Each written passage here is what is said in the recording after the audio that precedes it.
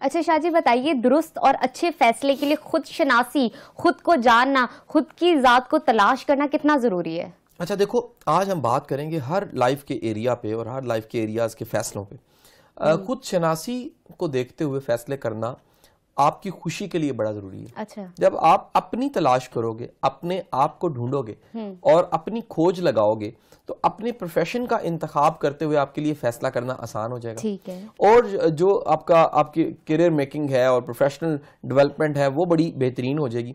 So self discovery के बाद किए गए फैसले वो यकीनन आपको प्रोफेशनली मजबूत बनाते हैं और आपके अंदर एक सेटिस्फेक्शन को भी भर देते हैं। लेकिन सिर्फ सेल्फ सेटिस्फेक्शन या सेल्फ डिस्कवरी काफी नहीं है। डिसीजन में बेशुमार चीजें कहीं ना कहीं रोल प्ले कर रही होती हैं। मसलन हम एक सेशन करवाते हैं, एक वर्कशॉप हम करवाते हैं। उस वर्कशॉप का नाम है अपनी तलाश। अच्छा। अपनी तलाश मेरी किताब भी है और एक वर्कशॉप भी है, फुल डे सुबह से शाम तक हम एक वर्कशॉप करवाते हैं। वर्कशॉप में हम सिखाते हैं कि अपने अपने आप को ढूंढना है। हम उस वर्कशॉप में बताते हैं कि जब आप ढूंढ लेते हैं तो लाजमी नहीं है कि उसी वक्त फैसला करना है। अच्छा। फैसले का वक्त भी देखना है कि फैसला मैंने कब करना है। सही। कहीं ऐसा ना हो कि आप फैसला तो ठीक कर रहे हो लेकिन फैसले की टाइमिंग गलत होने की वजह से वो फैसला गले पड़ जाए। हम जानेंगे कैसे कि ये सही टाइम है ये इस अच्छे फैसले का, ये कैसे पता चलेगा? देखो, फैसलों को मैयर करने के लिए या दुरुस्त फैसलों को जांचने परखने के लिए सबसे बुनियादी जो कुलिया है वो है आपने टारगेट अचीव किया, उस फैसले के साथ मकसद क्या जुड़ा हुआ था। अच्छा, मकसद क्या? मसलन आप कोई भी फैसला करते हैं तो उस फैसले के साथ कुछ मकासद जुड़े होते हैं। मसलन एक बंदा शादी का फैसला करता है तो शादी का मतलब खुशी होता है। सही। अल्टीमेट शादी का मतलब तो खुशी है। खुशी है। शादी आने बजते हैं, खुशी है। और उस शादी के कुछ ही अरसे के बाद पता लगता है कि यार ये कोई खुशी वाली बात तो नहीं थी। पता लगा कि वो शादी जो आपने की उस शादी के साथ जो जुड़ना चाहिए था मकसद, वो मकसद पूरा नहीं हुआ। सो फैसले में कहीं गलती जरूर है। अच्छा। अब उसके बंदा बड़े अच्छे अच्छे नाम रखता है, देता है कि नहीं जी वो ये दरवेशी थी, ये सब्र था, ये बर्दाश्त थी, अम्मी थी, अबू थे, और अचानक में हम घर आए तो ऐसा हो गया। हम ब्लेम गेम करना शुरू कर देते हैं ना, ये उसका कसूर था, उनकी मानी। इंसान जितना मजे से अपने आप को सेटिस्फाई करता है ना, किसी को भी नहीं कर रहा होता। ये सबसे मुश्किल काम अपने आप को कटहरे में खड़ा करके अपने आप से पूछना कि यार तुम इसके जिम्मेदार नहीं। एक तो गोल्स और टारगेट्स जो उनसे हैं उनसे पता लगता है कि आपने टारगेट्स अचीव किए। अच्छा, फिर फैसलों का पता लगता है कि उन फैसलों से नुकसान कितने लोगों का हुआ। अच्छा। अगर कम से कम नुकसान हुआ है तो इसका मतलब है फैसला ठीक था। यानी कोई भी फैसला अगर किसी को नुकसान नहीं देता, मतलब आपके फैसले से 3 लोगों को हार्ट अटैक हो गया तो उस फैसले के नतीजे से यकीनन जो उनसे फैसला ठीक भी होगा, लेकिन जो नुकसान हुआ है वो फैसले का एक पहलू दिखाएगा कि ये फैसला आपका ठीक नहीं था या तरीकाकार ठीक नहीं था।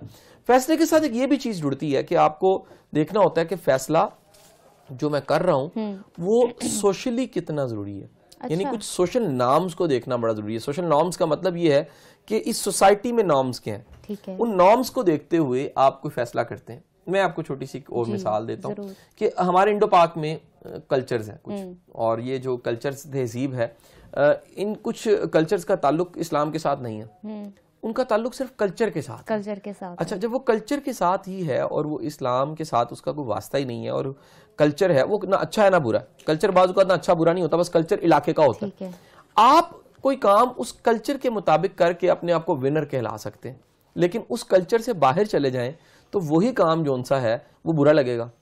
अच्छा, मिसाल लीजिएगा, यहाँ पर कोई बंदा जो सा है, एक वर्ड है डंडी पट्टी, फलाना डंडी पट्टी वाला। डंडी पट्टी का मतलब ये होता है कि आप अगर इंडियन मूवीज देखो ना, लोकल में तो ऐसा कम है, इंडियन मूवीज में जो विलन के साथ एक फोर्स होती है ना पूरी, जो लड़ने के लिए आते हैं, उन्होंने यहाँ पट्टी बांधी होती है, हाथ में डंडा पकड़ा होता है। डंडी पट्टी का मतलब है कि ये अकेला नहीं है, इसके साथ बदमाश पूरा ग्रुप है या बदमाश भी है, शायद इस तरह की चीज है। अब ये चीज इंडो पाक में तो इस तरह दिखती है, मुमकिन है किसी और मुल्क में आप जाएं तो ये कल्चर ना हो। सही। अब डंडी पट्टी यानी 4 बंदे लेके साथ चलना, हमारे यहाँ ये बड़ा एक समझा जाता है। मिनिस्टर्स को आप देखें केला नहीं चल रहा होता, 2-4 साथ पीए मुंशी प्रोटोकॉल साथ चल रहा होता है। और आप अगर किसी टाइकून, बिजनेस टाइकून को देखें तो उसके पानी पिलाने वाले भी साथ उसके होते हैं। और आप किसी बादशाह को देखें, वजीर आजम को देखें तो आप देखेंगे कि उसके छोटे छोटे कामों के लिए भी साथ मुलाजमीन जो उनसे वो चल रहे होते हैं। ये कल्चर यहाँ पर ज्यादा है। मुमकिन है आप किसी और मुल्क में जाएं तो ये कल्चर ना हो। इस कल्चर को अपनाने का फैसला इधर बड़ा मुनासिब है, दूसरी किसी और दुनिया में जाके गैर मुनासिब लगेगा। और बड़ी सादगी के साथ अपने काम करना यहां पर देखा जाए तो शायद शर्म समझी जाती है, लेकिन असूल के तहत देखा जाए तो वो एक बहुत अच्छी चीज है। सो फैसला सोशल नॉर्म्स को देख के भी किया जाता है, फैसला एथिकल नॉर्म्स को भी देख के किया जाता है। एथिक्स क्या है?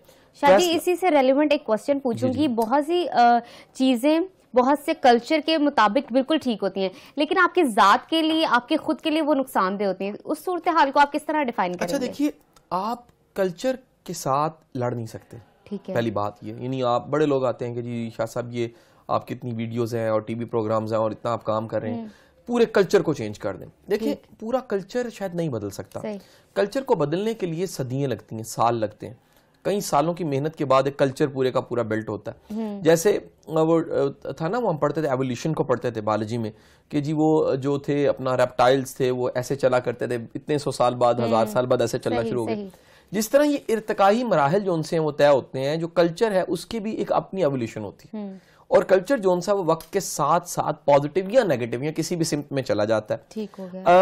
एक मिसाल दूंगा आपको, सती की रस्म, ये हिंदुओं में पाई जाती है।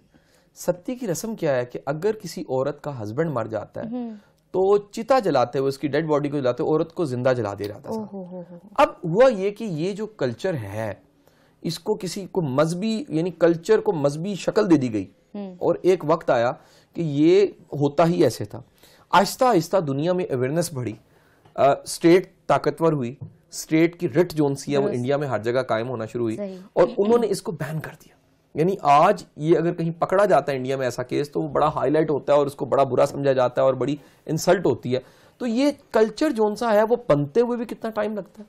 कल्चर को मिटाने के लिए भी असूल, ज़ाब्ते, ग्रूमिंग चाहिए होती है, अवेयरनेस चाहिए होती है। वो अवेयरनेस जोन सी है वो मल्टीपल सोर्स से मिलती है तो कहीं पता लगता है। मैं एक छोटी सी मिसाल आपको दूं। एक बच्चे के लिए मुझे जोन सा वो मेरे पास वो आगे उसके पेरेंट्स मेरे ऑफिस, उन्होंने कहा जी ये बच्चा जोन सा है बिजनेसमैन है तो उसका ये हमें कहता है कि जी नहीं मेरे साथ भी 2-4 गाड़ियां के पीछे मेरे साथ होनी चाहिए।